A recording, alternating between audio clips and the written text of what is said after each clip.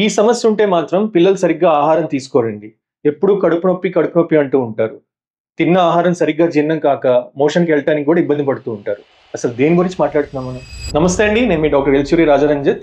Welcome to my series on 100 days of Ayurveda tips. అదేదో సమస్య కాదండి. ఇంటెస్టైనల్ వార్మ్ సమస్య. అంటే మన పేగుల్లో పురుగుల సమస్య. ఇది చాలా మంది పిల్లల్లో మనం చూస్తూ ఉంటాము. ఈ పురుగులు ఉంటే మాత్రం వాళ్ళు సరిగ్గా తినరు.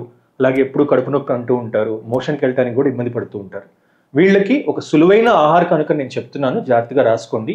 ఏం లేదండి, జస్ట్ ఒక 0.5 గ్రామ్ to 1 గ్రామ్ ఆవాల పొడి అంటే మస్టర్డ్ సీడ్స్ పౌడర్ తీసుకొని ఒక 2 to 3 స్పూన్స్ ఆఫ్ కర్డ్తో పెరుగుతో కలిపి 3 రోజులు తినిపించండి. లోపల ఉన్న పురుగులన్నీ బయటకు వచ్చి వాళ్ళు ఏది పెట్టినా కూడా సంతోషంగా తింటూ ఉంటారు.